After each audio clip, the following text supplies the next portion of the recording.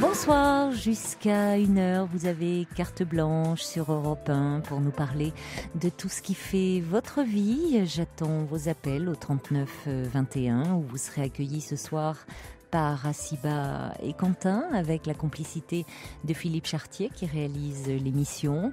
Et pour tous vos commentaires, toutes vos réflexions, vous avez le site europe1.fr et vos textos au 7 21 21 en n'oubliant pas de commencer votre message par le mot nuit.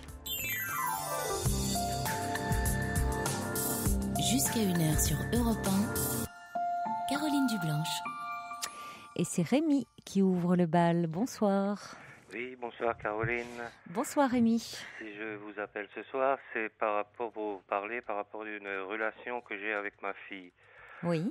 Donc, j'étais marié, ça s'est mal passé, on a divorcé, elle avait 1 an. Je vais commencer par le départ, quoi. Et je l'ai élevée tout seul. Et maintenant, elle a 27 ans, elle vit avec un ami. Elle a son appartement, donc elle est indépendante. Par contre, ce que je n'arrive pas à comprendre, c'est que je peux lui demander aucun service. Dès que j'ai besoin d'elle, c'est toujours non, non, non. Et ce que je ressens, c'est que sous sa belle famille qui compte pour elle, quoi. Par exemple, je vais vous donner quelque chose de concret, de précis.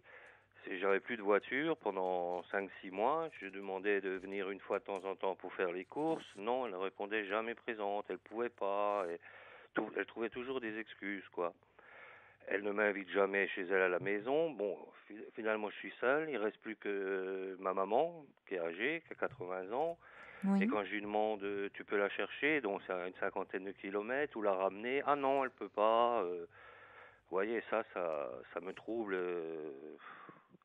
Ça me fait mal au cœur, quoi, de voir comment elle. Ça vous puisse rend réagir. malheureux, oui. Oui, ça me rend malheureux. Surtout que je me dis, la famille est très petite, il reste plus que ma maman et moi, et elle, en quelque sorte. Et je ne peux compter en rien. Enfin, c'est pas que je lui demande quelque chose, Oui. hein, du fait que je l'ai élevée seule, mais un petit, je sais pas.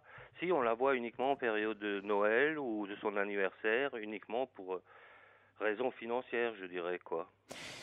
Comment se fait-il d'ailleurs que lorsque vous vous êtes séparés, sa mère n'ait plus été présente pour elle ? Bah, disons, ça s'est mal passé. Sa maman a rencontré quelqu'un qui se droguait, tout ça. Et moi, j'ai tout fait pour la récupérer, quoi. D'ailleurs, la justice m'en a donné la garde. Hein. Oui. Oui, parce que confiée, elle était vraiment, encore un bébé à 1 an, hein. Donc vous avez eu la garde il y a 26 ans de ça. Oui. On peut effectivement. Non, je l'ai pas eu tout de suite. Hein. Vous ne l'avez pas eu tout de suite ? Non, on a divorcé, elle avait 1 an. Oui. Et je l'ai eu, elle avait 4 ans. D'accord, mais enfin très rapidement après. Oui, mais qu'est-ce qui fait que vous auriez pu avoir la garde de votre fille, mais qu'elle continue malgré tout à avoir un lien avec sa mère ? Ben, c'est sa mère qui a laissé tomber. Hein. Quand moi j'ai eu la garde, elle allait pratiquement plus chez sa maman. Hein. Et à ce jour, elle n'a plus de lien avec sa mère ? Non, plus rien du tout. Parce que sa mère a eu 3 autres enfants. Et un jour, elle lui a dit, moi j'ai 3 enfants, pour moi tu comptes pas. Bon, c'est vrai que c'est dur pour elle. C'est terrible. Oui, c'est vrai qu'elle a souffert aussi. Mais je vois pas en quoi, moi, je dois payer tout ça. Non, il ne s'agit pas de cela. Vous, de votre côté, Rémi, avez-vous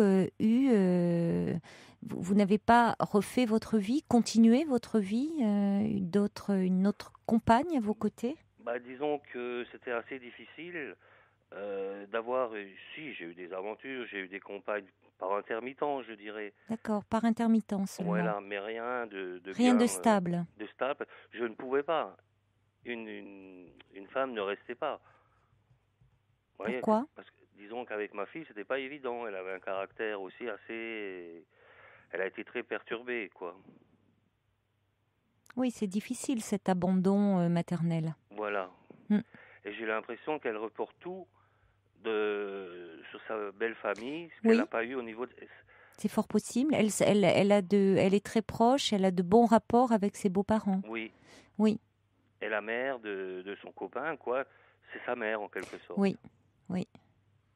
Mais ce que je n'arrive pas à comprendre, le but de ma question, pourquoi elle me refoule, qu'elle me repousse comme ça, alors que j'ai tout fait pour elle.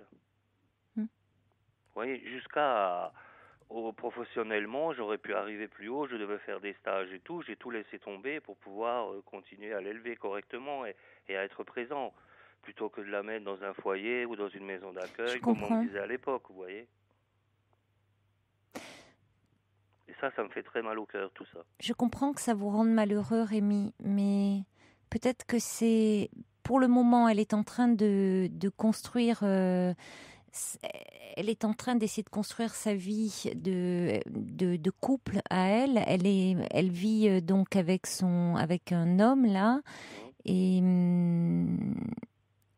elle trouve en même temps que cet homme un foyer, ce qui ne veut pas dire qu'elle vous rejette dans le fond, mais elle a, et c'est une chance pour votre fille, une proximité affective avec sa belle-mère. Oui, j'en suis conscient. Donc il y a en quelque sorte une réparation pour elle. Et il y a quelque chose dans votre solitude, au fond, à vous, Oui. qui doit être, au fond, un peu pesant pour Très. elle et peut-être assez culpabilisant. Et en même temps, vous avez réussi, vous, votre rôle de père, parce qu'elle a pu, votre fille, eh bien, quand même, vivre sa vie. Elle n'est pas restée collée à vous. Elle a pu rencontrer un homme, vivre avec lui et aujourd'hui mener sa vie. Alors vous semblez dire un peu égoïstement, Oui. c'est peut-être une phase comme ça, mais ce qui veut dire qu'elle s'autorise quand même, elle se donne le droit de vous laisser.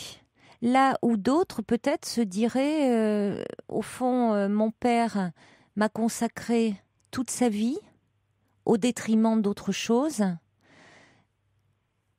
Et moi, je suis peut-être ingrate aujourd'hui de vouloir faire ma vie à mon tour et de le laisser un peu seul avec sa mère âgée. Donc ça veut dire qu'elle vous sent, au fond, quand même capable de faire face à ça. Parce que vous n'êtes pas... Vous avez quel âge, Rémi? 55. Oui, donc vous êtes encore un homme jeune. Oui, si vous voulez, Vous oui. pouvez, enfin, je veux dire, il y a encore la possibilité. C'est compliqué parce que vous avez à charge votre maman âgée. Non, Donc, elle n'est pas à charge, hein. Elle habite pour à elle. charge, le mot. Elle ne vit pas avec vous. Non, non, non, non. D'accord, j'avais cru qu'elle vivait avec vous. Non, non, non, non. Bon, disons que je la prends, elle a été opérée, là, et je la prends chez moi de temps en temps, je dirais. D'accord, Quoi. je croyais qu'elle vivait avec vous. Non, non, non, non. Non. Mais honnêtement, je dirais aussi que quand elle est là, je me sens quand même mieux. Disons, c'est tout ce qui me reste au niveau famille. Oui, mais c'est pas assez, Rémi. Justement, pour un homme de 55 ans, votre horizon ne doit pas se limiter à votre fille et à votre mère. C'est là où ça ne va pas. Oui. Et c'est là où, pour votre fille, c'est certainement oppressant. Mais ma maman, elle vient, je sais pas, peut-être. Rémi, le problème, il n'est pas là. Il n'est pas votre maman. Bien sûr que c'est normal que vous vous occupiez de votre maman. Oui. Il est pas là dans le fond, et vous le savez. Oui, Je dis pas que, bien sûr, que vous n'allez pas laisser tomber votre maman. eh ben, en plus, j'avais une sœur qui s'est pris la vie il y a 2 ans. Alors, vous voyez la douleur de ma maman aussi. Elle s'est suicidée. Oui. Ça fera 2 ans le 13 novembre. Alors, en plus, dans cette période, je préfère qu'elle soit chez moi. Oui. Oui.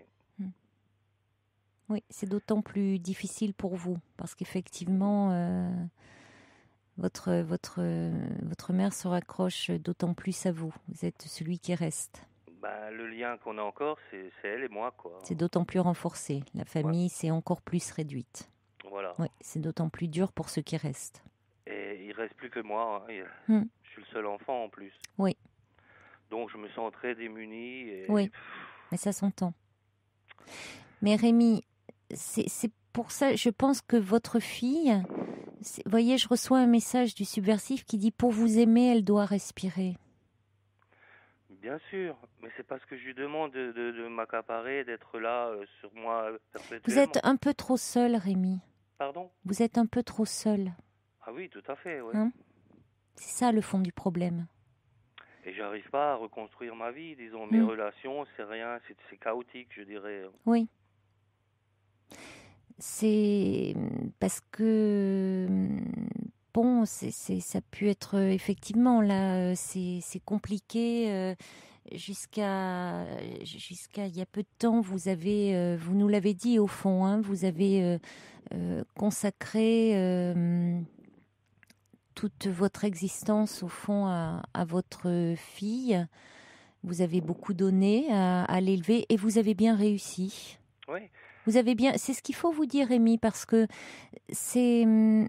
Bah oui, elle a un emploi, elle a. Oui, mais au-delà, voilà, bon, au-delà de ça, vous dites elle a un emploi, elle a pu, même sur le plan affectif, se construire. Ce qui, je vous assure, n'était pas simple parce que partir dans la vie avec un abandon maternel, c'est compliqué. C'est vraiment compliqué.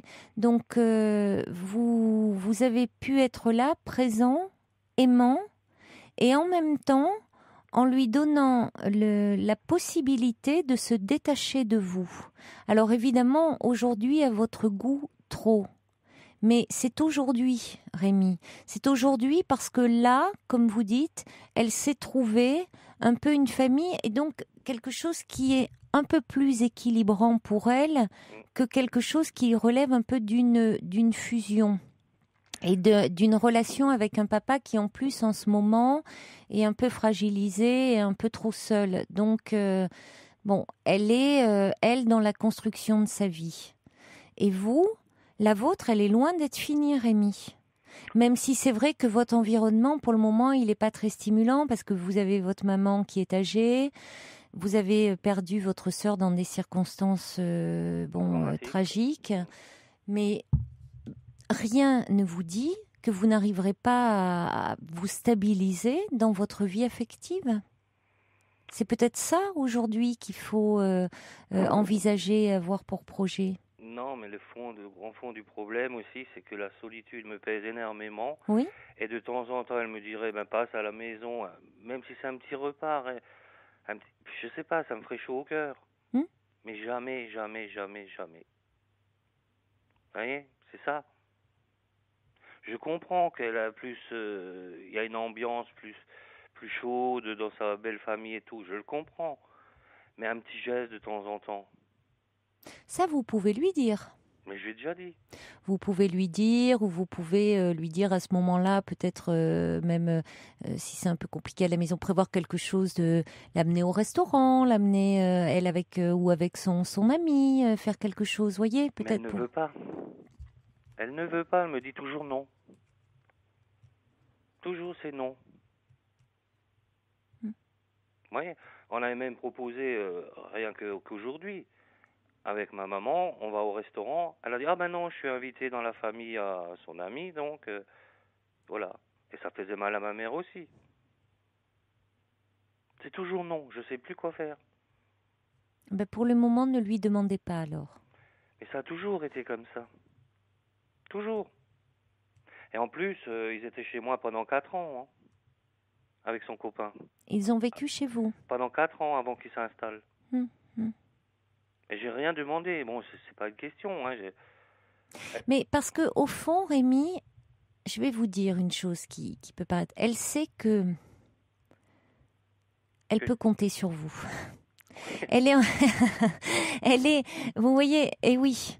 C'est-à-dire qu'avec sa belle famille, quand vous dites au fond, elle s'est trouvée une famille, oui, mais en même temps, dans cette famille-là, elle sait bien qu'il faut qu'elle montre un visage quand même très avenant, où elle va être certainement pleine d'attention, de sollicitude, montrer patte blanche, se faire accepter. Oui, elle est différente. Avec moi, vous, elle est agressive. Mais avec vous, elle sait que vous l'aimez, quoi qu'il se passe, quoi qu'il arrive. Oui, mais l'inverse, c'est pas réciproque. Et ça, Si, ça me fait trop souffrir. si elle vous aime, Rémi. Elle sait simplement, elle est encore dans une position où, avec vous, dans une position, d'enfant, c'est-à-dire d'enfant, même si elle n'est plus une enfant, mais d'enfant, c'est-à-dire de fille, peu importe, fille ou garçon, fille à son père, où, c'est comme ça, papa sera toujours là. Elle sait qu'elle peut compter sur vous. Oui, mais je vais vous dire honnêtement, elle est enceinte, là, actuellement, de 5 mois, et je me réjouis même pas. C'est peut-être dégueulasse ce que je dis, honteux, parce que vu la manière dont elle réagit vis-à-vis de moi. Je sais pas si vous arrivez à saisir. Oui, mais alors ça, vous me donnez un élément qui est quand même aussi très important et qui change quand même beaucoup de choses. C'est que, étant enceinte, ça doit être un... Ça lui fait remonter des choses à la surface. Certainement. Par rapport à ce qui s'est passé. Certainement. Vous m'enlevez les mots de la bouche. Oui. Ça doit être une période assez déstabilisante pour elle. C'est pour ça que même on lui a dit, elle allait s'inscrire à l'hôpital où elle a accouché, elle a dit qu'elle devrait voir une psychologue parce qu'elle risque d'avoir des problèmes au moment de l'accouchement. Oui, mais si on lui a dit ça, c'est que dans un entretien, dans un échange, elle a dû évoquer certaines choses de son histoire. Parce qu'une jeune femme qui se présente à la maternité, pour un suivi de grossesse, on ne lui propose pas spontanément d'aller voir un psychologue. Donc ça signifie... Ah, je ne sais pas ce qu'elle a dit. Hein. C'est certainement que dans un entretien, elle a dû évoquer certaines choses de son histoire. Et ça me paraît effectivement très judicieux. Donc, elle est dans une période assez vulnérable et où on sait bien que pour une femme enceinte, ça renvoie à sa propre histoire de bébé, d'enfant. Et elle s'apprête à mettre au monde un enfant. Or, elle, en tant qu'enfant, a été ni plus ni moins abandonnée par sa mère. Mais ça, j'en suis conscient. Rémi, vous n'y êtes pour rien. Je le sais. Oui, mais c'est simplement, situation. D'une certaine façon, vous êtes aussi associé à cette histoire-là. Donc peut-être, pour le moment, dans ce moment-là très particulier de sa vie, elle a besoin d'avoir un cocon, une structure familiale autour d'elle. Donc, quand vous dites que vous ne vous réjouissez pas, je crois, n'anticipez pas trop l'avenir. Je pense que, vous savez, tout peut évoluer, changer. Le travail psychique, surtout au cours de la grossesse et même après, évolue très très rapidement. Et les choses seront certainement très différentes. Ça peut changer même d'un mois à l'autre. Et quand votre fille aura accouché, quand elle sera mère, il peut y avoir encore beaucoup d'angoisse au moment de la naissance, après la naissance. Mais vous, quand vous serez grand-père, il va y avoir quelque chose dans l'ordre des générations aussi qui va changer. Et quand ce petit garçon, cette petite fille arrivera, vous verrez aussi que c'est une petite fille. Oui, donc en plus. Et en plus, ils sont déçus. Vous voyez, parce qu'ils voulaient un garçon tous les deux. Mais j'ai dit ça. On peut comprendre. On peut comprendre pour votre fille, parce que finalement, ça la renverrait moins à elle-même. Ah bon? Si c'est un garçon? Eh oui, elle s'identifierait moins à un petit garçon. Ah bon? Ça la renverrait moins à la petite fille qu'elle était. Elle serait protégée au moins par le sexe. Ah, ça j'ai pas pensé à ça, oui, effectivement. Par contre, abstraction du fait qu'elle soit enceinte, elle a toujours réagi comme ça vis-à-vis de moi. Depuis qu'elle est partie de chez moi, elle a toujours réagi que... Je vous donne des exemples. Oui, mais Rémi, j'ai entendu tout ça, mais aujourd'hui on en est là. Donc, soit effectivement vous enfermez, vous aussi, dans un scénario où vous dites bon c'est comme ça et vous restez dans quelque chose de très fermé, dans un constat d'échec, ou vous laissez quelque chose d'ouvert.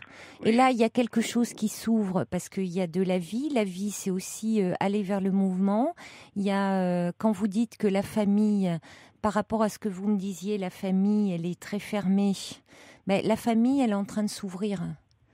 Il y a une petite fille qui va arriver là. Oui. Vous allez être grand-père aussi. Oui. Et c'est la seule fille, c'est le seul enfant que j'ai. Hein. Oui, et vous allez avoir une petite fille. Ouais, mais je sais pas si vous avez très bien compris ce que je veux. Mais j'ai très bien compris, mais vous êtes en train de vous replier aussi. Oui, parce que je lui demande peut-être de trop le fait que je suis seul. Oui, et c'est ce que j'essaie de vous dire depuis le début, Rémi. Mais ça, je le sais, j'ai compris. Et vous ne ça. pouvez pas tout demander à votre fille. Alors, je vais vous lire des messages qui arrivent. Alors, des messages qui arrivaient quand même avant que vous parliez de la grossesse de votre fille. Il y a Patricia qui dit « Rémi, regardez autour de vous. Vous méritez vous aussi le bonheur et votre fille est certainement heureuse. Il faut maintenant penser à vous. » Il y a Marcus qui dit « Votre fille a choisi sa belle famille et sa nouvelle mère alors que vous lui auriez imposé une mère, d'où peut-être un rejet maintenant. » Bon. First Lisa qui dit « Rémi est émouvant, je lui souhaite de rencontrer une compagne. » Coco qui dit « Ça me fait mal au cœur que vous vous sentiez rejeté par votre fille.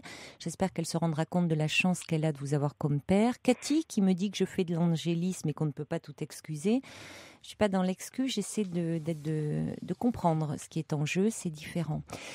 Quelqu'un dit « Gardez confiance, les enfants sont égoïstes. Je suis veuve et je sens bien que pour les enfants, c'est lourd. Ils ont besoin d'air. » Et puis, le subversif qui dit « Regardez autour de vous, nombre de femmes seraient sans doute ravies de vous avoir pour compagnon. » Didou dit « J'élève aussi seule mes enfants. Je vis une situation pareille. Votre fille a dû retrouver la famille, voire la grande famille qu'elle souhaitait. Ayez de la patience, elle reviendra. Il faut laisser un peu de temps au temps. Vous lui avez tout donné. Vous avez réussi. C'est une question de patience. Laissez-lui bâtir sa famille. Je comprends à quel point c'est difficile pour vous lorsqu'on offre sa vie aux enfants, mais c'est notre devoir de parents de les laisser construire leur famille. Claudine me dit « Je ne suis pas d'accord avec vous, Caroline. Sa fille est égoïste, tout de même pas une visite. Sa fille est profiteuse. Oui, il y a des enfants qui sont intéressés, n'aiment pas leurs parents. Je pense que c'est le cas de la fille de Rémi. » Greg qui dit « Quelle belle leçon d'amour vous nous démontrez là. Vous êtes un papa, un fils, mais surtout un homme comblé et heureux. Fera de vous un modèle encore plus valorisant pour votre fille. Bon courage et bonne route. » Ouais, c'est gentil tout ça, mais... Vous êtes surtout très seul, Rémi. Et il est important que vous pensiez un peu à vous aujourd'hui. Mais j'arrive plus à reconstruire ma vie. Je tombe toujours sur des cas assez... Oui, mais ça peut arriver parfois. Quand on est un peu fragile, c'est vrai qu'on tombe souvent sur des cas. Moi, ça a toujours été d'aider les autres. Oui. Mais le fait d'être trop à l'écoute des autres, de les aider, je me détruis. Mais on sent que vous êtes quelqu'un d'extrêmement gentil et donc peut-être que, justement, attention de ne pas attirer les cas, comme vous dites, et d'être un peu plus vigilant dans les rencontres que vous faites. Ouais, parce que, bon, ça à part le problème de relationnel avec ma fille, mais pour combler la solitude, je fais des rencontres trop rapides, et puis je le sais au départ, qui m'apporteront rien. Oui. Mais je les accepte pour ne pas être seul. Voilà. Voilà. Et il m'est arrivé même d'avoir une relation pendant 4 ans avec une fille où ça marchait pas du tout, mais je faisais tout pour que ça marche, par la peur d'être seul. Voilà. Vous comprenez Et oui, mais après, au fond, ça vous rend amer parce que ça vous renforce dans l'idée que vous faites des rencontres sans lendemain. Enfin, des relations qui ne mènent à rien et où vous faites avoir. Donc, c'est ça, c'est un peu un cercle vicieux. Parce que la solitude est terriblement pesante. Donc, pour échapper à cette solitude, vous vous lancez dans des relations qui, vous êtes lucide, vous le savez très bien, au fond, ne vous conviennent pas. Mais vous y allez quand même et vous en sortez un peu plus malheureux. Oui, je fonce dans le mur, je le sais. Voilà, mais on en sort tout cabossé. Voilà. Hein ? Donc peut-être, Rémi, il vaut mieux, dans ces cas-là, privilégier d'autres échanges, essayer de faire quelque chose pour vous, dans un premier temps, que vous n'avez pas eu l'occasion de faire jusqu'à présent, que ça passe par une activité, quelque chose qui, dans vos temps libres, qui puisse vous permettre aussi de vous faire plaisir, de vous faire du bien. En plus, je suis à la retraite, alors j'ai le temps de cogiter. Donc, d'autant plus, si vous êtes à la retraite, justement, plutôt que de cogiter, de ruminer, de réfléchir à quelque chose qui vous permettrait de vous sentir bien, de vous faire du bien, déjà à vous, et qui, à travers cette activité, vous mettrait en relation avec d'autres personnes, avec qui vous auriez déjà des échanges. Vous voyez, des échanges avec qui vous pourriez parler, sympathiser, les recevoir, prendre un verre, peut-être aller déjeuner, dîner, sortir un petit peu, élargir un petit peu votre cercle. Je le fais, ça. Bon, et puis à travers ça, peut-être qu'un jour vous ferez des rencontres. Mais je ne fais plus confiance à personne. Non. Oui, mais justement, votre problème, il vient aussi de là, Rémi. Et vous êtes assez déprimé. Donc ça, il faut aussi peut-être aller voir un petit peu, faire le point avec votre médecin là-dessus. Hein. Oui, parce que vous me dites oui, mais à tout, Rémi. En ce moment, on vous sent très, très, très déprimé. Donc je crois qu'il faut vraiment peut-être aussi vous faire aider un peu en profondeur, là. Oh, je l'ai fait pendant longtemps. Ça m'a pas apporté grand-chose. On sent quand même que vous avez un grand besoin de parler. Alors en même temps, vous me dites, vous êtes dans une grande solitude et puis tout ce qu'on vous propose, c'est à chaque fois vous fermez la porte. Alors si vous fermez toutes les portes, oui, vous allez effectivement vous prendre la porte dans la figure. Hein. Non, je suis assez sociable, j'arrive à ouvrir les portes, mais je les referme aussi vite que je les ouvre. Oui, c'est ça. Oui, mais vous savez, à force, ça décourage aussi. Hein. Décourage par la personne en face, oui. Dire. Oui, mais moi, ce que je ressens aussi, c'est qu'à mon âge, c'est très difficile de refaire sa vie quand même. Alors, écoutez, c'est plus compliqué, effectivement, qu'à 25 ans, ça c'est certain, de faire des rencontres. Mais c'est pas impossible. Mais j'en fais. Alors Rémi, justement, vous en faites, mais soyez un petit peu plus exigeant dans vos rencontres. Oui, pas tout de suite me laisser aller. Voilà, pas tout de suite aller droit dans le mur. Ouais. Exactement. Ouais. Et privilégier à ce moment-là les relations que vous avez dans le cadre de vos activités et peut-être des relations plus amicales qui aussi font beaucoup de bien et qui sont chaleureuses et qui peuvent vous apporter aussi beaucoup de réconfort. Bon courage Rémi, au revoir. Pour rejoindre Caroline Dublanche, appelez le 39 21, 34 centimes la minute. Au 7 21 21 qui me dit aimez-vous chanter comme tout le monde sous la douche. Pirouette qui me dit moi c'est la musique qui m'a sauvée. Des petits messages qui arrivent. Je voulais faire un petit clin d'œil amical à Zoé, Zoé qui doit être, c'est dans les Pyrénées-Atlantiques, ça 64, qui me dit en écoutant les témoignages et vos interventions, j'ai pris conscience de beaucoup de choses me concernant. Ça m'a permis de me recentrer sur moi-même, d'apprendre à dire zut et à replacer les priorités là où je pense qu'elles sont essentielles, c'est-à-dire ma famille. Depuis, je je vis bien mieux et m'aperçois que cela fait du bien à tout le monde. Zoé qui me dit, je pense vous appeler un soir. Eh bien, à bientôt, donc, ma chère Zoé. Thierry, lui, écoute l'émission seulement depuis quelques mois, mais c'est devenu un fidèle parce qu'il dit qu'il y trouve une forme de partage.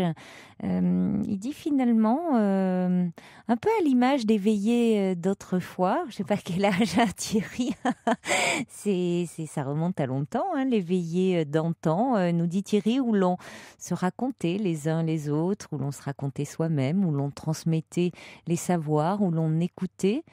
Il dit ce qui manque juste un peu, c'est le feu de bois dans la cheminée. Fifi, tu as pas ça dans un petit crépitement de feu, là, de feu de bois? Ah, de toute façon, ça remplace pas un feu de bois, l'odeur, la chaleur du feu. Non, non, ça peut pas remplacer. C'est vrai, vous avez raison, Thierry. Justement, en vue de la préparation d'une émission spéciale pour la décennie de cette libre antenne, nous avons besoin de vos témoignages.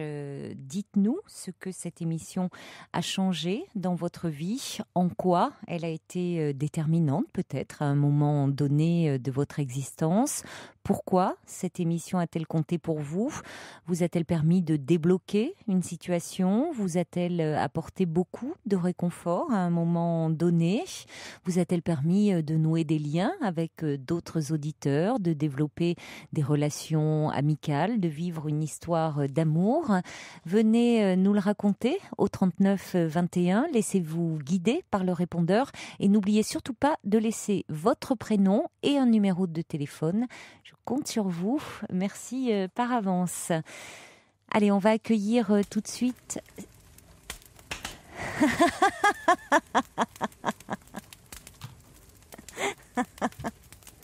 Ah oui, on n'a qu'à fermer les yeux. Un bon livre. Voilà Thierry, on a le feu de cheminée. Oh, il est fort mon Fifi. Où est-ce qu'il a trouvé ça? Bonsoir Sébastien. Bonsoir. Bonsoir. Voilà, je vais vous parler de mes problèmes, de mes parents qui me rendent la vie impossible. Bon, je sais plus quoi faire en fait. Hein. Bon, c'est vrai que je devrais partir de chez moi, mais là, je sais plus quoi faire. Hein. Qu'est-ce que vous pouvez me conseiller là? Alors déjà Sébastien, il faudrait me dire un petit peu, quel âge avez-vous? 28 ans. 28. Pourquoi vos parents vous rendent la vie impossible? C'est l'enfer. Hein. Moi, c'est vrai que bon, mon père, il est agriculteur, bon, il me paye, mais bon, ça me suffit pas, hein. Bon, il y a un peu de tout, parce que bon, il y a cette maladie que ça m'a détruit, parce que ça m'a C'est quoi votre maladie? L'épilepsie, hein. Oui. Ça m'a empêché d'apprendre à conduire et ça m'a complètement, il y a tout, hein, la scolarité, ça m'a pourri la vie, en fait, hein, voilà.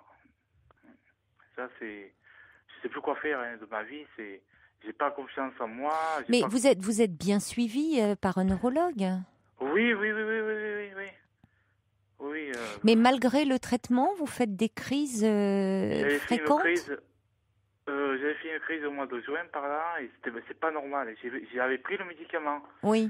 C'est pas normal. Hein, c'est pas. Il y a des trucs qui clochent. Hein. Alors bon, le neurologue, on a pris rendez-vous. Là, je suis allé le 13 juillet. Alors il m'a dit, bon, on va faire comme ça, on va baisser la dose. Au lieu de prendre 3 le soir, on va en prendre... Oui. Attendez. Non. Il m'avait dit de prendre 1,5 le matin. Oui, enfin de changer de changer la posologie. Enfin, oui. Changer la dose, mais bon, ça c'est vrai que ça n'a pas été facile. Hein. Et là, donc, vous vivez avec vos parents? Oui. Dans la ferme? Oui, voilà. Donc, vous les aidez à la ferme? Vos parents sont agriculteurs? Oui, ça fait depuis 1998, quand j'ai quitté l'école. Hein, ça, c'est... Oui. Et donc, pourquoi ils vous rendent la vie impossible? Parce que vous voudriez partir? Oui, je voudrais partir chez moi, mais bon, je sais pas comment faire. Hein. Moi, j'ai pas beaucoup d'argent et bon, c'est cher, l'appartement pour louer un appartement. Oui, parce que ça, c'est vrai que je sais plus quoi faire. Hein. Mais qu'est-ce que vous voudriez faire, par exemple, justement, pour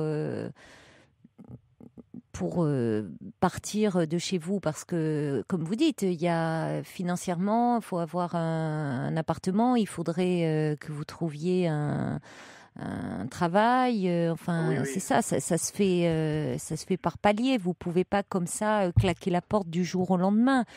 Sébastien, je comprends que la vie avec vos parents devienne pesante parce qu'au fond, vous n'avez pas choisi, vous ne voulez pas reprendre la ferme. Ah non, non, j'ai pas envie de reprendre la ferme, non, non, non, D'accord. C'est ce que souhaiterait votre père.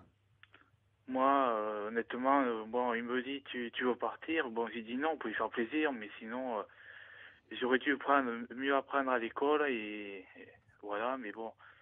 Bon, ma mère, il y a ma mère dans l'histoire au milieu parce que bon, elle a tapé des crises de folie parce que bon, elle a cette maladie, l'épilepsie. Elle a attrapé cette maladie à l'âge de 8 ans et voilà, c'est moi qui, en- qui paye les conséquences, vous voyez ce que je veux dire, hein. Et c'est moi qui paye les conséquences, Les hein, bon, conséquences de quoi? que j'ai attrapé cette maladie. Et voilà, ça m'a... Ben, enfin, je comprends pas bien là. Parce que bon, je paye les conséquences, hein. C'est pas assez facile, hein. Oui, c'est handicapant au quotidien, vous voulez Oui, dire. voilà, c'est ça, exactement. Oui, mais vous savez, il y a en même temps, Sébastien, des gens qui vivent en étant épileptiques, hein, qui ont un travail, qui peuvent conduire. Alors, c'est vrai qu'il y a des traitements. Bon, ça peut créer, certains traitements un peu lourds peuvent créer un état de somnolence, mais on peut quand même, je veux dire, ça dépend, il y a des degrés dans l'épilepsie, hein, donc ça, il faut voir, mais peut-être que aussi, il y a tout, il y a votre environnement familial où vous avez l'impression d'être un peu comme ça, prisonnier, de pas pouvoir avoir aucune autonomie, et c'est vrai qu'à 28 ans, ça devient complètement oppressant pour vous Oui. de ne pas pouvoir vivre votre vie d'homme. Vous avez des amis, vous avez... Oh, oui, des amis, oui. Bon, attendez, il y a mon oncle qui arrive, je vais téléphoner dehors. Attendez, attendez. Je vais... Attendez. Mais oui, mais on est en direct, hein, Oui, oui, Sébastien, donc... téléphone, attends. Vas-y, j'arrive. Il veut que j'arrive là. Oui, Alors, excusez-moi. Oui, oui, oui, est-ce que par rapport oui, à ce que vous me dites là, oui. ce que je vous disais, est-ce que donc vous avez des amis, vos amis, ils sont agriculteurs, ils sont dans d'autres formations, qu'est-ce qu'ils en disent? Ouais, moi, des amis, vous dire des copains de classe, vous voulez dire? Non? Oui, enfin des amis, peu importe. Des classes, des copains de copains d'enfance, on se voit plus, alors rarement, ça fait longtemps qu'on ne s'est pas vu, hein, c'est... Mais est-ce que vous avez des contacts là en dehors de votre famille?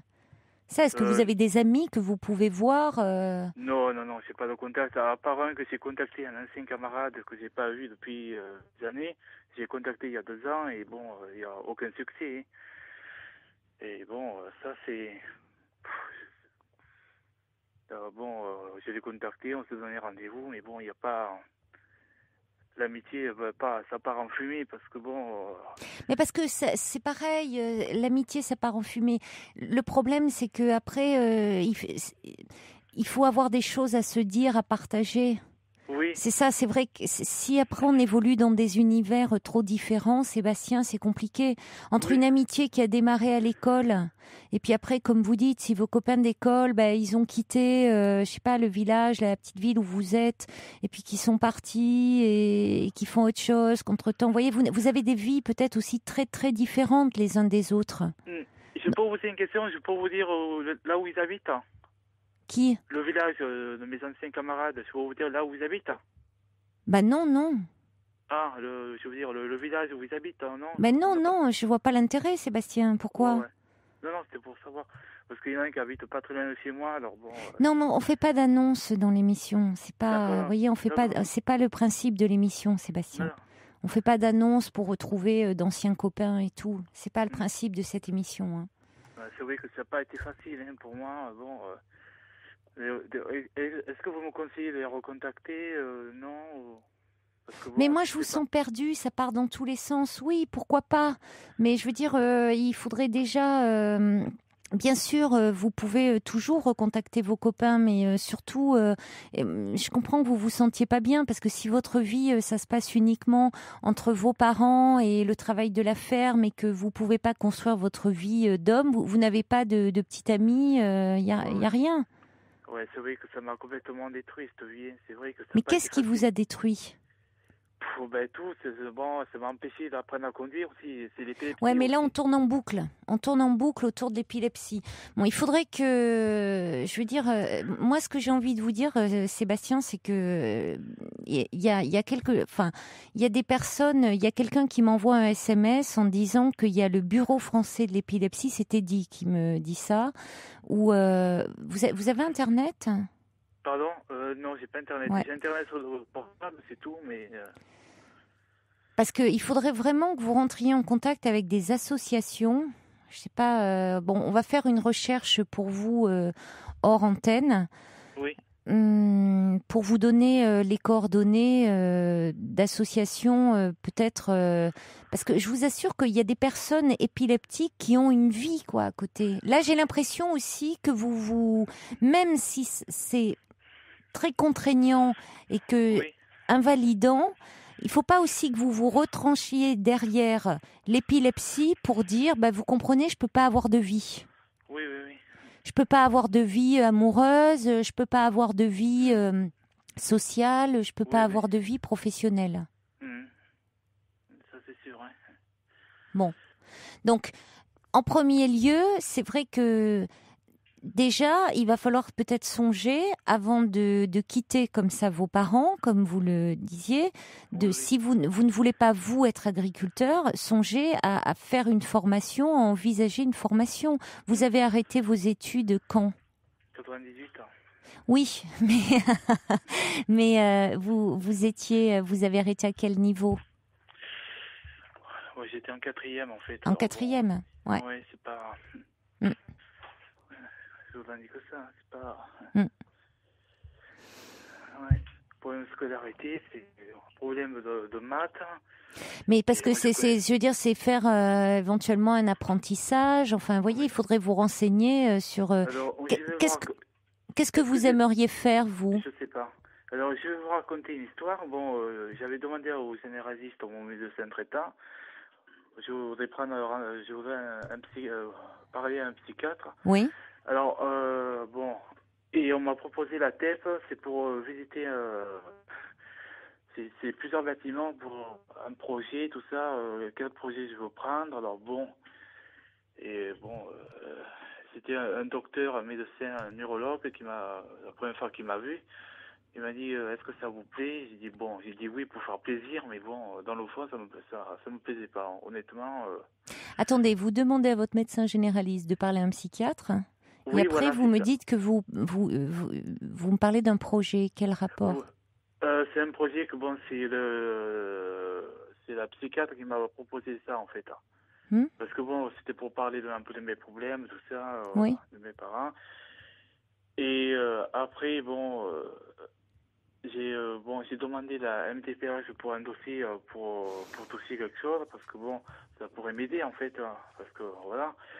Et cette assistante sociale m'a dit, ce serait bien que pour un projet, pour la TEP, tout ça, pour aller visiter, si ça vous convient. Il y en a qui font de tout, là, des projets, qui font de la pâtisserie, qui font un Et peu de pourquoi tout, vous l'avez voilà. pas poursuivi, ce projet? Je sais pas, ça me plaisait pas. Au début, Et vous n'avez bon, pas poursuivi puisque vous aviez le besoin d'aller parler à un psychiatre. Vous n'êtes pas retourné la voir? non, non, non, mais attendez, cette personne, la psychiatre, Oui. moi, elle me plaît pas. Au début, ça passait au courant. Au Ouais. début, ça allait, mais après, ça passait pas. Et Mm. alors, j'appelle la secrétaire, je dis, je veux pas Mm. cette personne. On m'a dit, non, non, non, on veut pas, je voulais changer de personne. Elle m'a dit, ah, non, non, non, c'est comme ça, vous serez suivi par moi. Elle me rappelle, on a fait une réunion, vous serez suivi par moi. Mais j'ai dit, mais qu'est-ce que c'est cet C'est embrouille? dans un centre. Oui, un centre CMPA. Alors bon, Mm. je sais pas si vous avez déjà entendu parler, Oui, bien Caroline. sûr. Oui, oui. Oui, mais bon, elle a refusé De quoi? Elle a refusé. Moi, je voulais changer de personne. Elle ne me plaisait pas. Hein. Au début, ça passait, mais bon.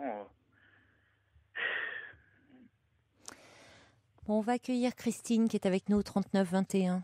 Non, elle D'accord, devrait merci. être là dans quelques minutes.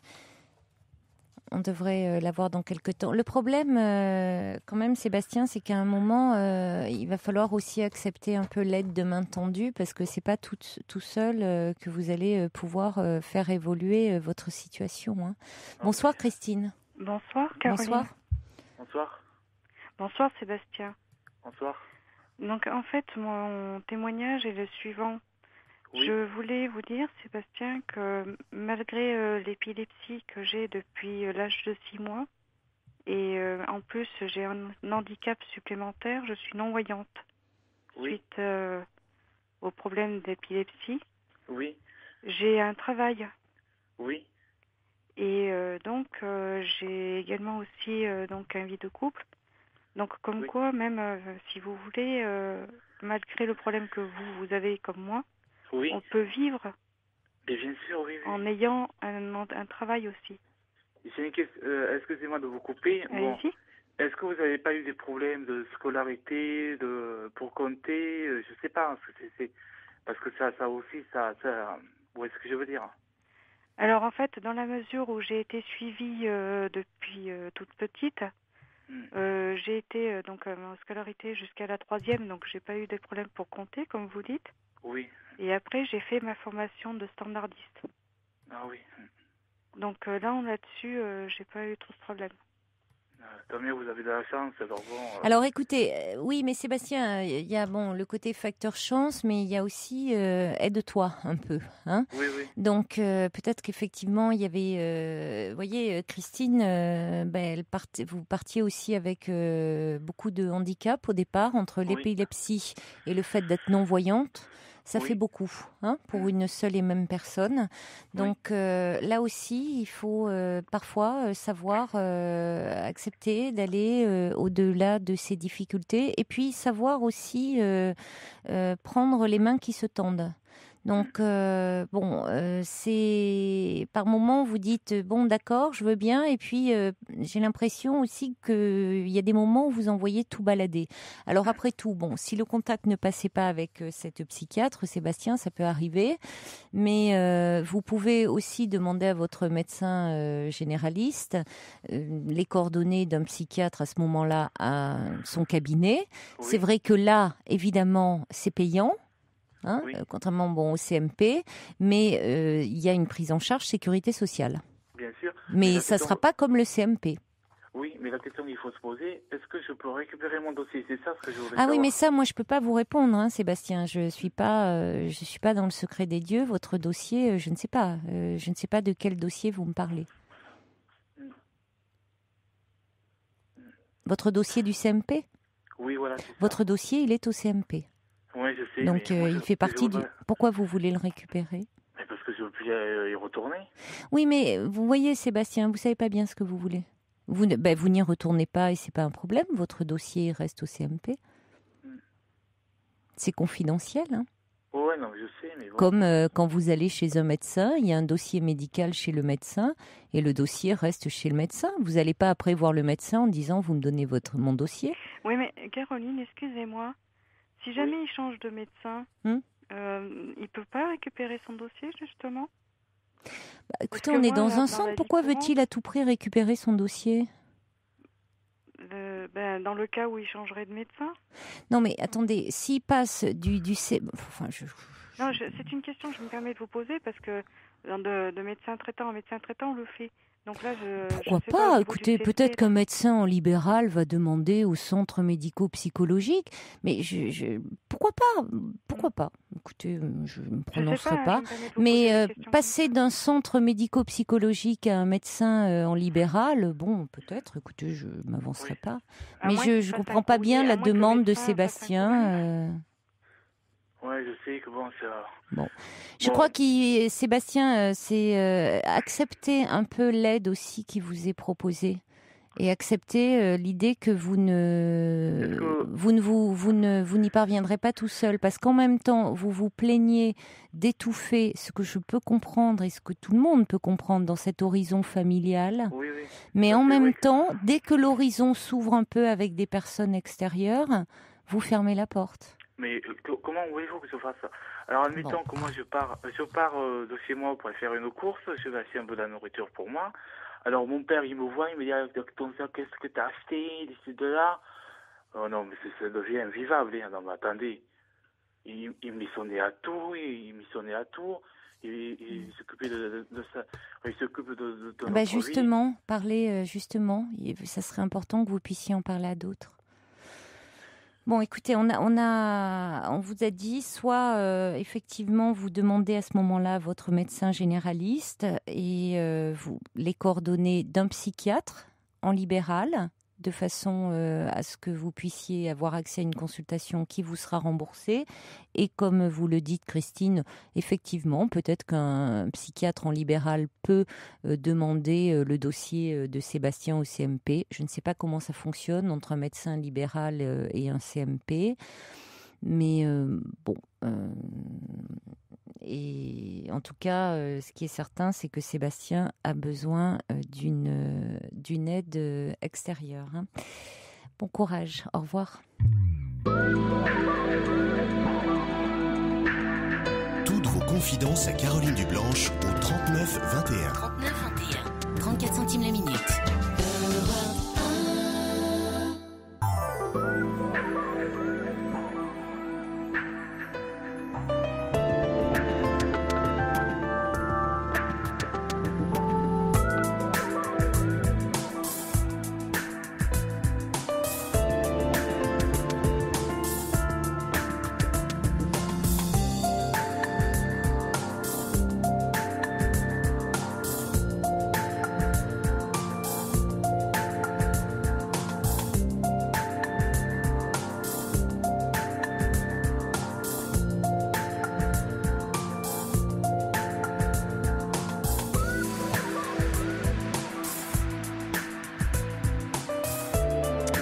Nous sommes ensemble encore pour une heure d'émission, une heure de libre antenne. La ligne est ouverte au 39 21.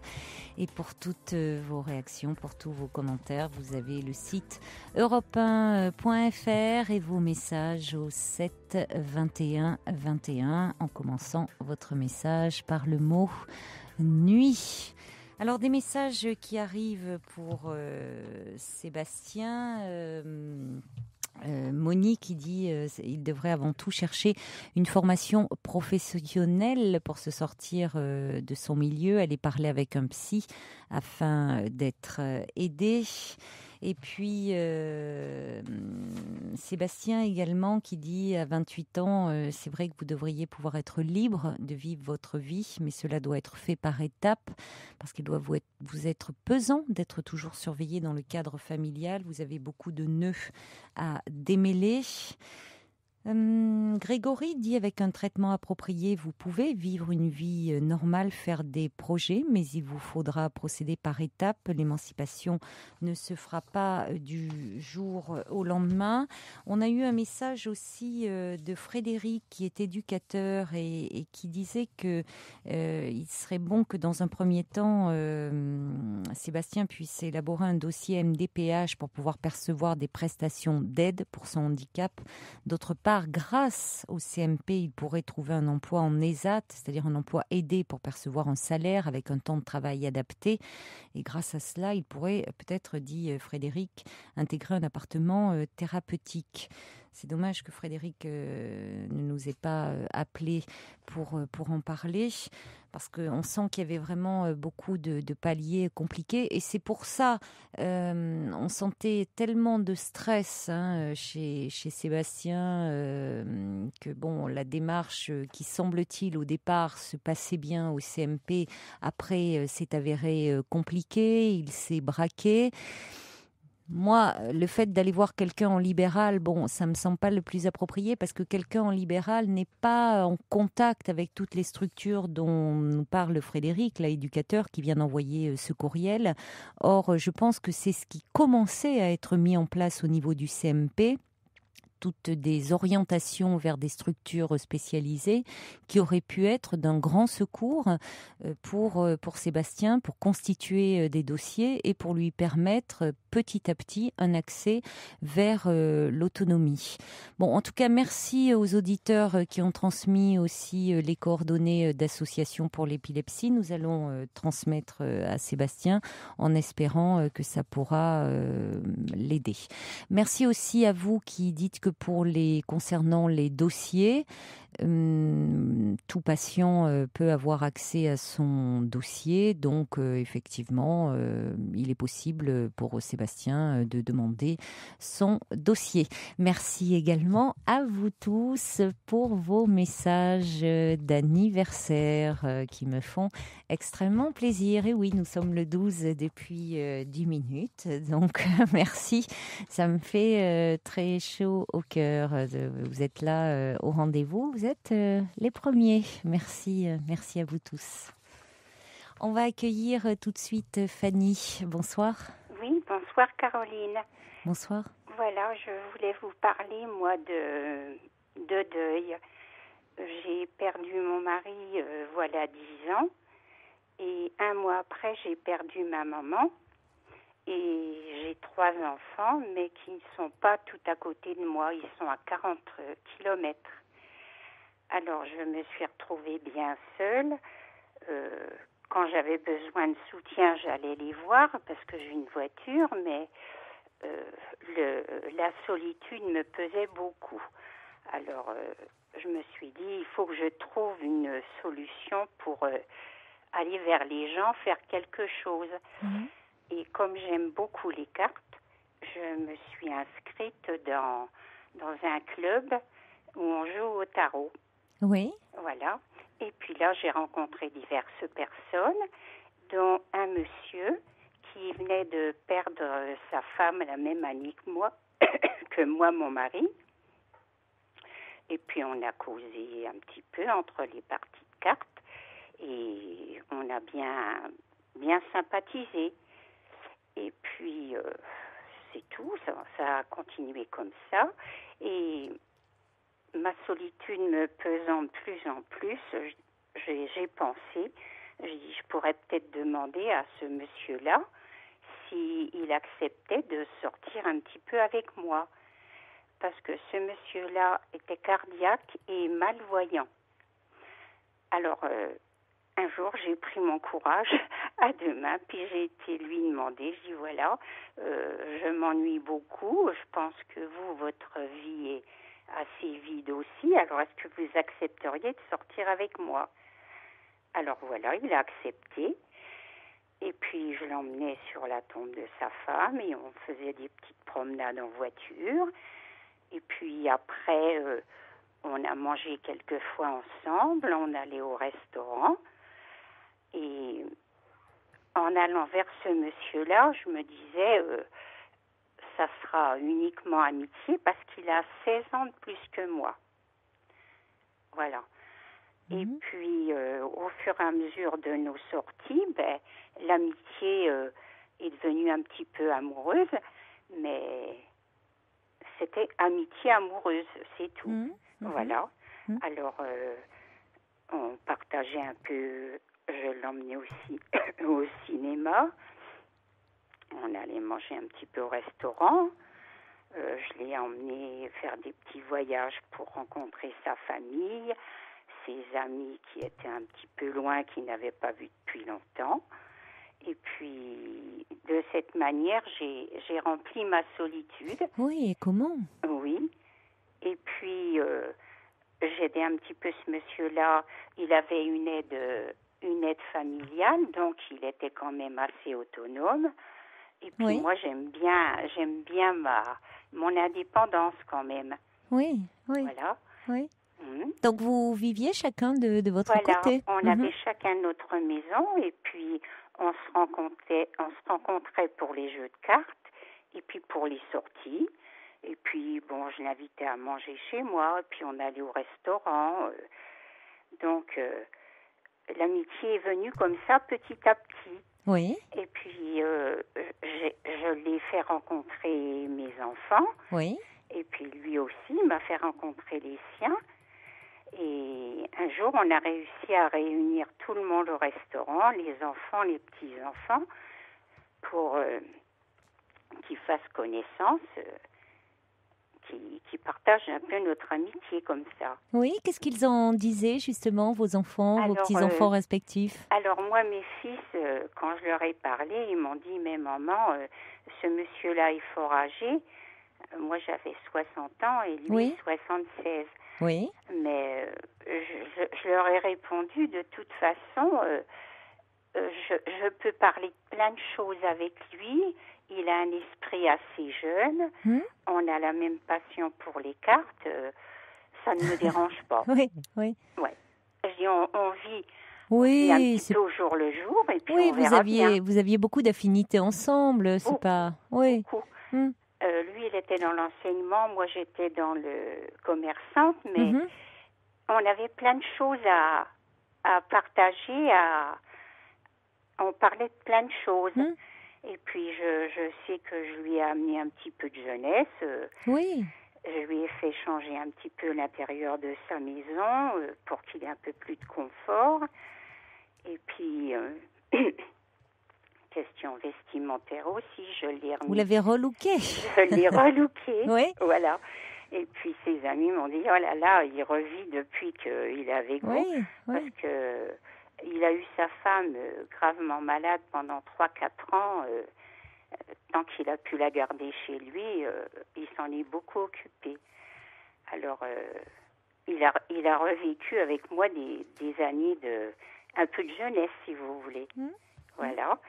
Et puis, bon, lui, il avait 3 filles, hein, et il craignait un petit peu leur réaction. Oui.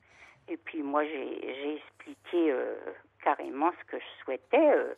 C'était l'amitié, le partage de temps libre, et ça s'est bien passé. Ça s'est très bien passé. Voilà. Bon, écoutez, ça montre par rapport, je ne sais pas si vous avez entendu le témoignage de Rémi en tout début d'émission, qui était dans une grande solitude affective et qui disait, oui, à 55 ans, c'est compliqué de faire des rencontres. Ça montre que c'est vrai que c'est plus compliqué à cet âge-là que quand on a 25-30 ans. Mais ça montre que finalement, à travers vous, c'était à travers les cartes. Vous avez, au départ, c'était une amitié qui s'est transformée en une amitié amoureuse avec ce monsieur. Voilà. Et ça vous a permis de vivre de très beaux moments et de vous apporter vraiment beaucoup de réconfort et bien au-delà d'ailleurs, de belles choses à partager ensemble. Oui, on sortait en voiture, on chantait. Vous faites de très jolis souvenirs, tout ça. Oui. Et là, ce monsieur vient de décéder ce mois-ci. Comme il était cardiaque et puis il avait 88 ans, il vient de décéder. Mais ce qui me réconforte, c'est qu'on s'est donné beaucoup de bonheur l'un à l'autre par notre amitié. Oui. Et je crois qu'il m'a aidé à faire mon deuil. Oui. Parce que je n'ai pas oublié mon mari, c'était totalement différent. Mais l'amitié, ça remplit beaucoup une vie aussi. Oui, oui. Et puis les jeux de cartes, ça me permet d'avoir un petit groupe d'amis. On se voit au club. Et puis les week-ends, on partage des bons moments aussi. Comme ça, je ne suis plus seule. Et puis ce que je ne voulais surtout pas, c'était envahir la vie de mes enfants. Parce que il fallait que je me refasse une vie à moi. Voilà. Je vais les voir quand je veux. Si j'ai besoin de réconfort ou quelque chose, ou d'un petit conseil, je vais voir mes belles-filles et puis on discute bien. Mais ils ne m'ont pas à charge. Voilà. Ouais. C'est ça que je souhaitais par-dessus tout. Ne pas être à leur charge. Comme dit, je laisse le mot de la fin à Sergio qui dit c'est une bien jolie histoire que vous nous racontez là, Fanny. Il dit vive le tarot. Vous n'avez pas croisé Sa Majesté Georges parce que c'est un grand amateur de tarot. Ah, j'aurais bien aimé. Il ne fait pas partie de votre club. Alors lui, il m'envoie un petit message. Il dit à nous, quand on joue au tarot, on ne drague pas. Non, le tarot, c'est sacré. Rien ne doit nous déconcentrer. Les soirs où il n'est pas là, eh bien, notre Majesté joue au tarot. Voilà. Vous voyez, on croit qu'il s'occupe des affaires du royaume de la nuit. Ben, pas du tout. Il faut bien qu'il se divertisse en même temps un petit peu, hein. Eh oui. Voilà. Mais écoutez, merci beaucoup d'avoir partagé ces beaux souvenirs avec nous, voilà, Fanny. J'ai de très bons souvenirs. Oui, oui. Et puis, je vous écoute tous les soirs. Voilà, vous êtes une présence agréable. Et puis, j'aime bien vous écouter. Ben, nous aussi, ça a été un réel plaisir de vous écouter, Fanny. Voilà. Je vous embrasse bien fort. Merci. Au revoir. Au revoir. Pour rejoindre Caroline Dublanche, appelez le 39 21, 34 centimes la minute. Ah, Sergio, il dit oui, oh, quand il n'est pas là, Georges, Sa Majesté Georges Ier, oui, au tarot, il a une carte nommée l'excuse, hein, ça c'est, on n'y croit pas. Et puis le subversif dit Louis, allez s'encanailler de quelques jeux de cartes ou de dés au petit Trianon. Sa Majesté Georges, c'est un peu notre Louis, à nous, les dorures en moins. Ça c'est pas gentil, non, les dorures sont là également, non. Il est simplement, il ne les met pas en avant, c'est tout. Bonsoir Marie. Bonsoir Caroline. Bonsoir. Je suis très contente de vous retrouver après 1 an et demi passé. Je vous souhaite un bon anniversaire parce que je viens d'apprendre que vous fêtez votre anniversaire aujourd'hui. Eh oui, le 12.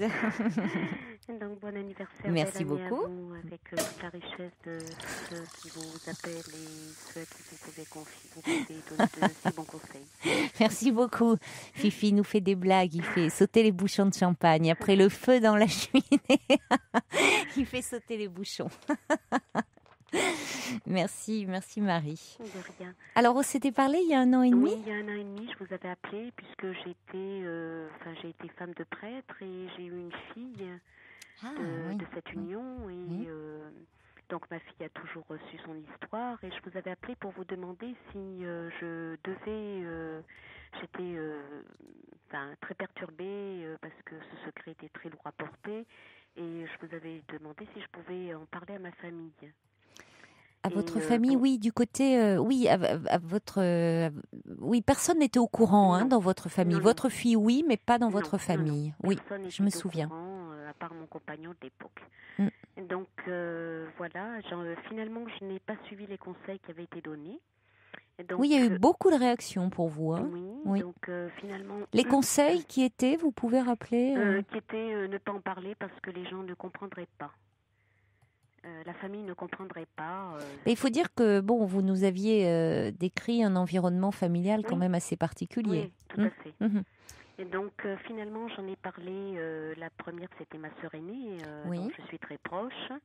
Donc c'était un peu un secret de polichinelle puisqu'elle s'en doutait depuis très longtemps. Ce qui n'a fait que nous rapprocher.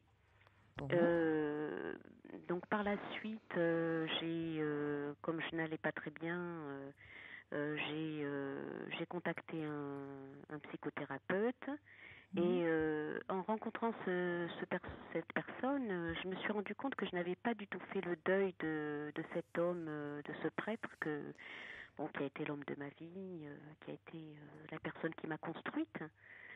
Et donc j'étais très surprise de constater que je n'avais pas fait ce deuil du tout. Donc j'ai travaillé sur ce deuil, faire ce deuil, le laisser partir. Vous étiez toujours en contact avec lui ? Il était décédé. Voilà, c'est ça, d'accord. Donc, il a fallu que après 25 ans, il a fallu que j'apprenne à faire le deuil de cet homme. Oui. Donc, ça s'est fait avec un travail qui a été très constructif avec le thérapeute que j'ai eu, qui était vraiment quelqu'un de très bien et qui m'a permis de me libérer d'un poids de culpabilité, et puis de vivre autrement maintenant ma vie par rapport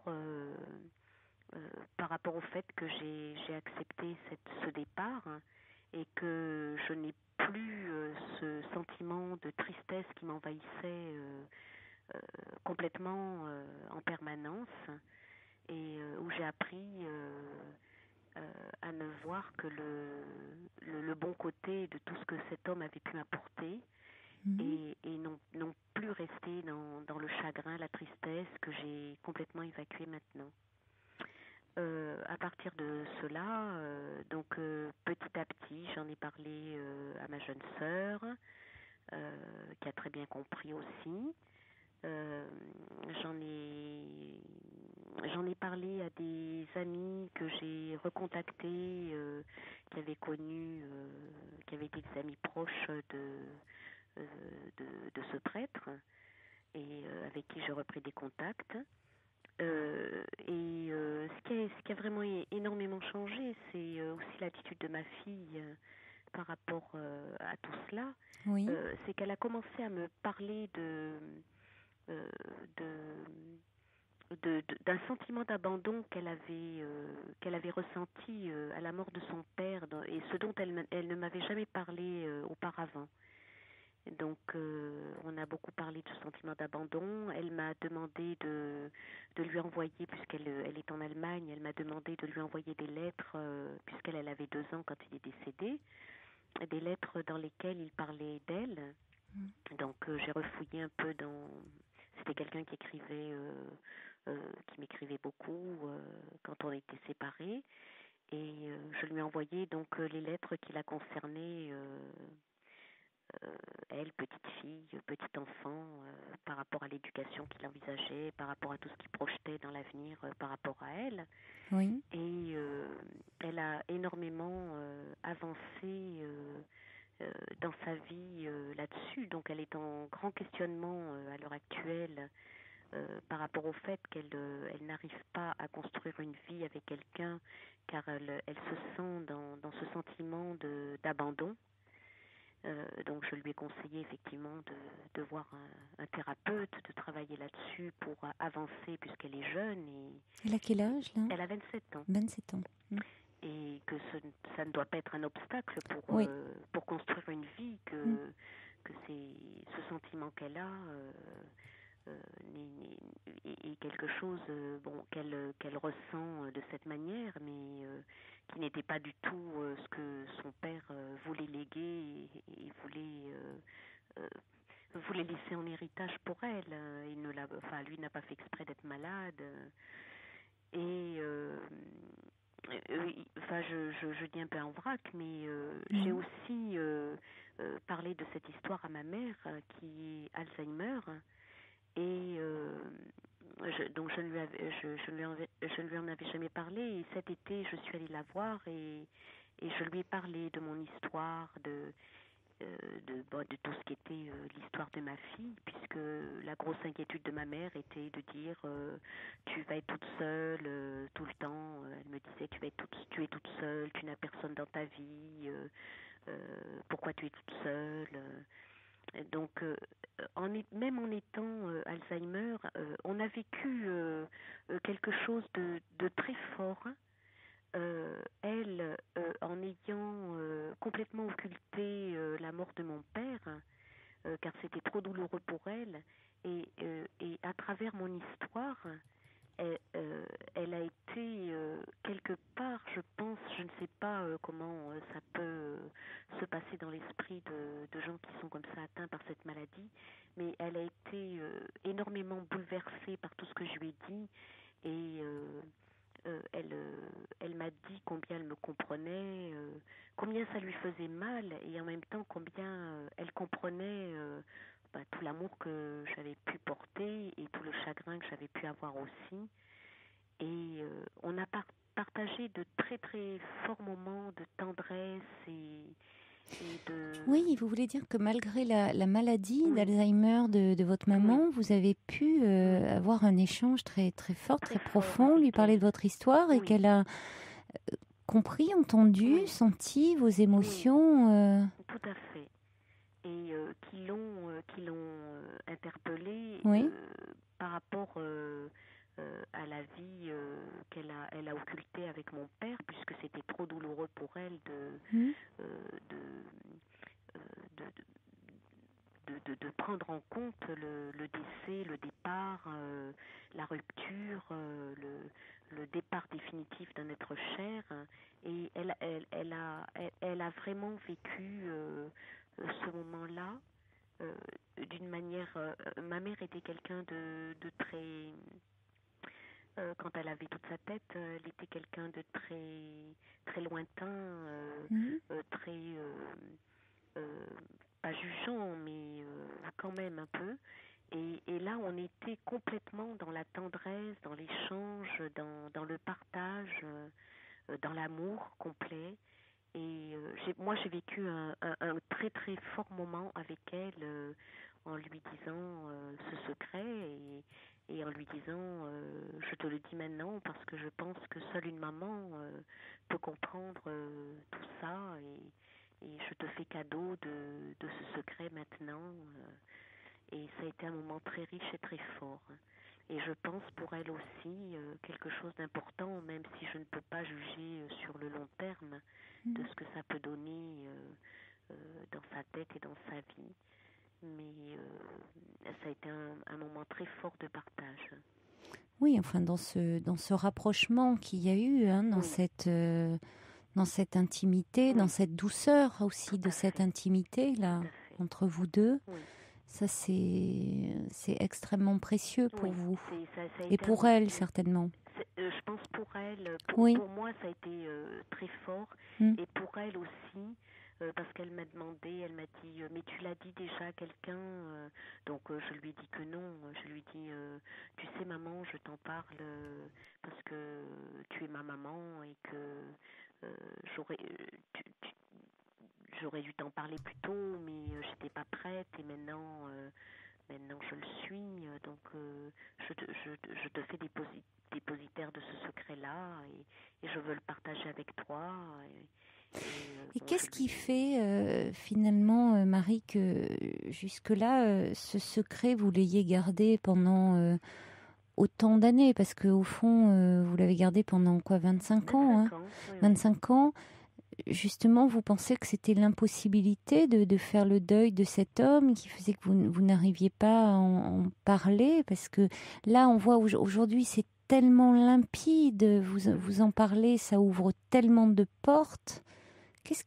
Pourquoi à un moment, tout d'un coup, il fallait que vous en parliez? C'est ça interroge toujours. Pourquoi à un moment, vous avez décidé de lever le voile?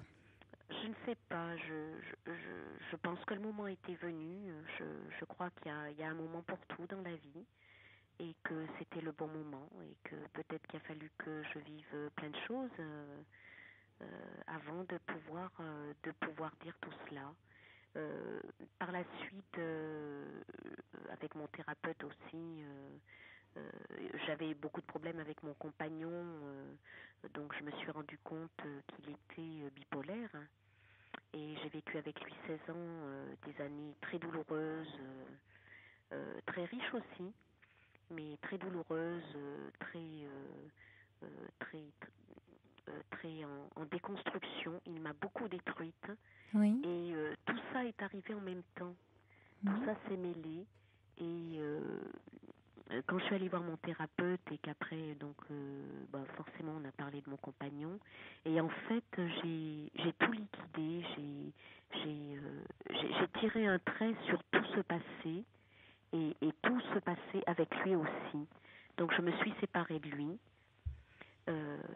Donc, je l'ai mis à la porte, carrément. Parce que je savais très bien qu'il ne partirait pas et qu'il ne pouvait que continuer à me détruire sans le vouloir vraiment, parce que je reconnais tout l'amour, toute l'attention qu'il a eu pour ma fille. Il a été là tout le temps présent pour tous les moments de sa vie, mais en même temps, entre nous deux, c'était beaucoup trop destructeur pour moi. Donc j'ai liquidé tout ça, j'ai tiré un trait sur tout et je suis repartie sur autre chose. Donc ça a été extrêmement constructif pour vous, extrêmement positif d'en parler à votre entourage, que ce soit votre mère, vos sœurs, toutes l'ont accueilli. Ça vous a considérablement rapproché les unes des autres? Ça m'a énormément rapproché de mes sœurs, de ma nièce à qui j'en avais parlé, avec qui j'ai une relation très forte depuis très longtemps. De ma fille qui a une attitude complètement différente aussi. Oui, c'est ça. Peut-être que c'était lourd. C'est même pas. Je pense qu'on peut enlever le peut-être. Ça devait être lourd pour elle. Pour elle, c'était de ne pas pouvoir parler de son histoire. Puisque à partir du moment où moi j'en ai parlé, donc je l'avais appelée, je lui ai dit, je vais en parler donc à ma sœur aînée. Oui. Et qu'est-ce que tu en penses? Je lui avais demandé. Voilà, oui, et elle m'a dit, mais de toute façon, tu veux en parler, donc tu fais comme tu as envie. Oui, c'est ça. Oui. Donc, quand j'en ai parlé, je pense que quelque part pour elle, c'était aussi d'être reconnue. Oui. D'avoir une identité, une histoire qui était connue de tout le monde. Oui. Et qu'il n'y avait pas de honte et que. Oui, parce qu'il y a eu énormément d'amour entre cet homme qui était prêtre et vous. Oui, énormément. C'était que de l'amour. Bien sûr. C'était que de l'amour.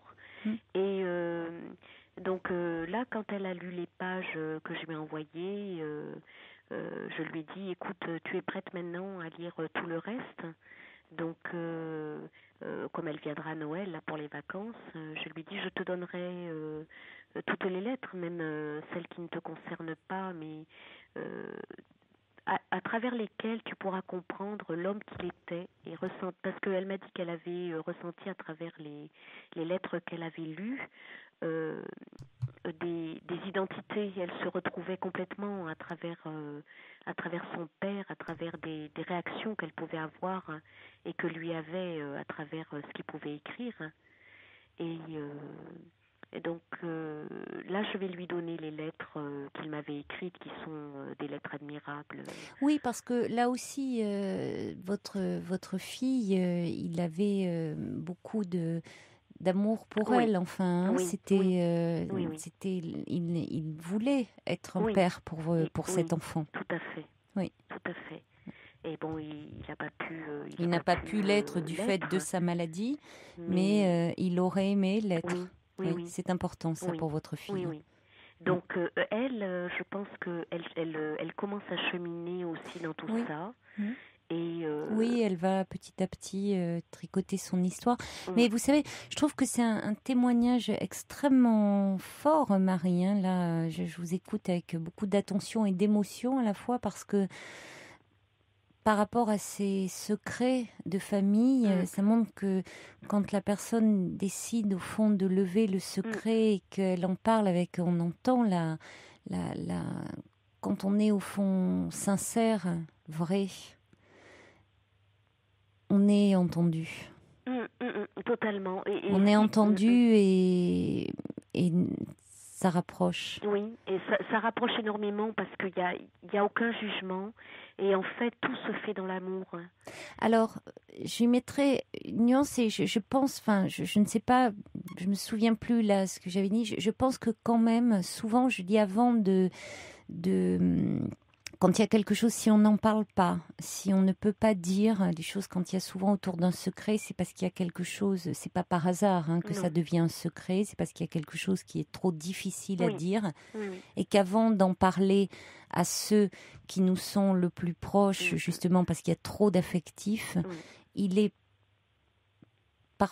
même, moi je conseille toujours d'aller en parler à un thérapeute, à quelqu'un dont c'est le métier d'écouter, qui est extérieur, qui va être neutre, avec qui, là, on va pouvoir un peu démêler tout ça, pour en parler avec un peu plus, non pas moins d'émotion après, mais on aura pu en parler dans un endroit plus neutre, être un peu plus au clair déjà avec soi-même. Tout à fait.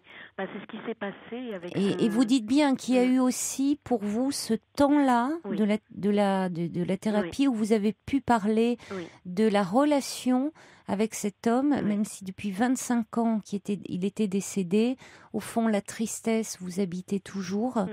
Et c'est finalement quand vous avez pu, tout s'est fait, il y a tout un travail qui s'est fait, et après la parole aussi s'est libérée. Tout à fait, c'est ce qu'il m'a dit, à un moment donné il m'a dit mais pourquoi vous êtes venu me voir, puisque moi j'avais analysé les choses depuis longtemps, et il m'a dit vous aviez besoin d'en parler, et c'était tout à fait ça, c'était de pouvoir mettre des mots et de pouvoir dire ces mots à quelqu'un qui était extérieur. Et donc je savais qu'il n'y aurait pas de jugement, qui allait m'aider à avancer et qui n'allait pas me juger. Et ça a été quelque chose de très porteur, parce que en fait ça s'est fait sur 6-7 mois. Et ça a été très rapide, donc j'ai été très surprise de voir la rapidité avec laquelle les choses se sont faites. Tout s'est enchaîné très rapidement, donc je pense que j'étais prête, mais je pense que cet homme-là, qui est un thérapeute excellent, a vraiment su dénouer tous ces liens. Oui, c'est vrai que je suis frappée par la rapidité avec laquelle ça s'est fait, parce que vous dites, vous avez appelé il y a 1 an et demi, et je suis sidérée, je ne vous cache pas, par la rapidité du chemin parcouru. Vous étiez prête, ça certainement. Prête, et j'étais tellement en souffrance avant que je ne pouvais plus, je voulais arrêter de souffrir, j'en avais... Oui, vous aviez, c'est ça, c'est très important ça aussi. C'est très juste. Il suffit pas de souffrir, il suffit aussi de vouloir dire je veux en sortir. Voilà, c'était ça. Je me suis dit à un moment donné, mais en fait, on peut s'enfermer dans sa souffrance. On peut d'une certaine façon, parce que malheureusement, sans s'en rendre compte consciemment ou inconsciemment, on en a quelques bénéfices. Tout à fait. Oui.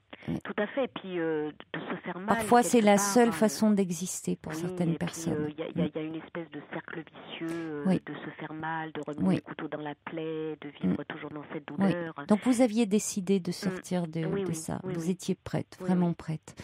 Je suis vraiment... je suis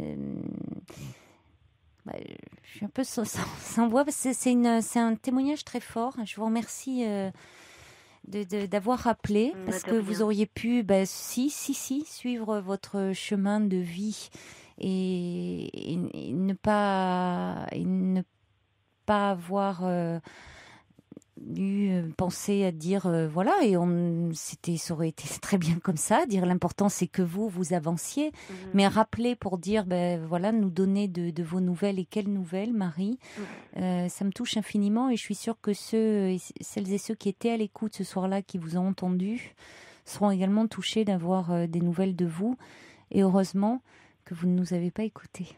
Et puis, je sais que je ne suis pas la seule dans mon cas. Je sais qu'il y a plein de femmes dans mon cas qui n'osent pas parler. Donc, je me dis que peut-être, quelque part, ça leur permettra aussi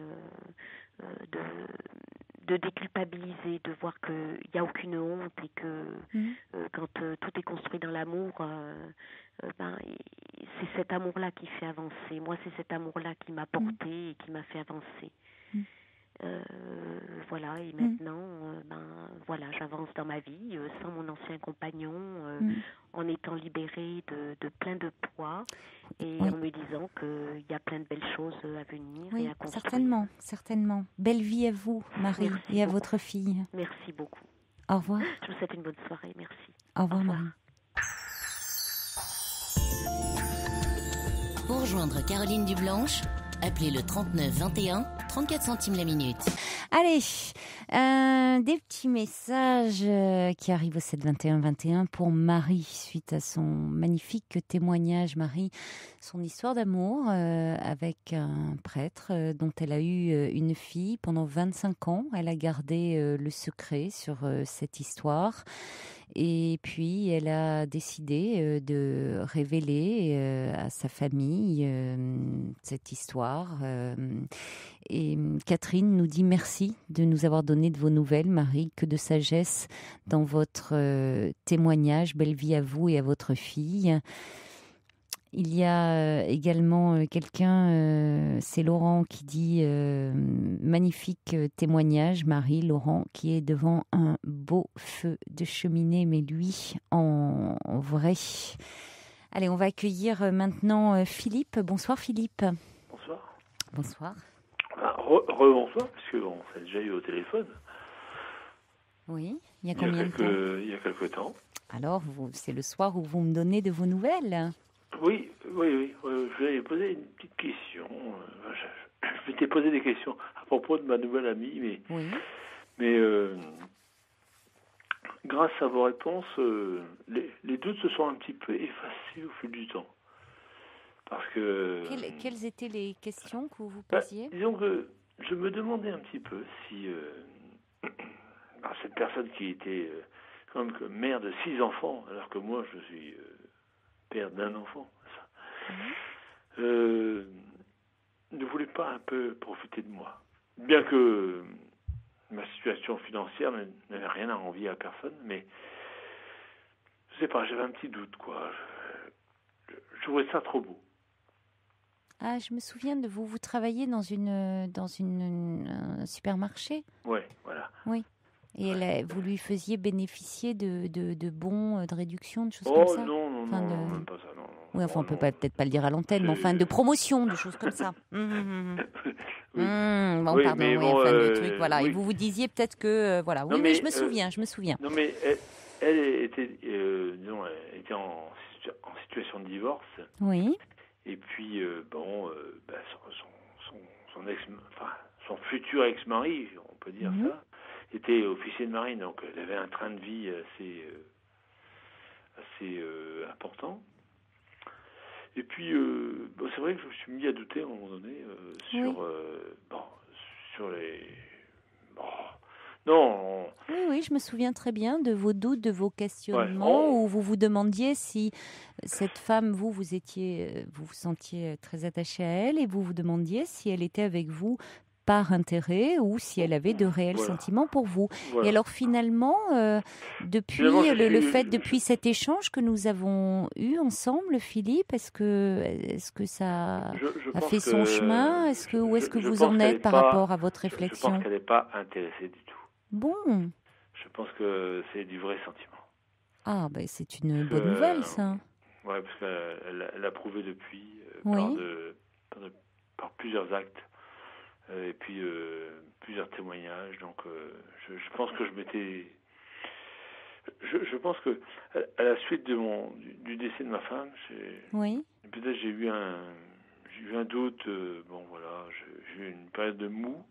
Oui. Et donc je me suis posé des questions sur tout le monde en fait. Mais en fait j'ai dû me tromper.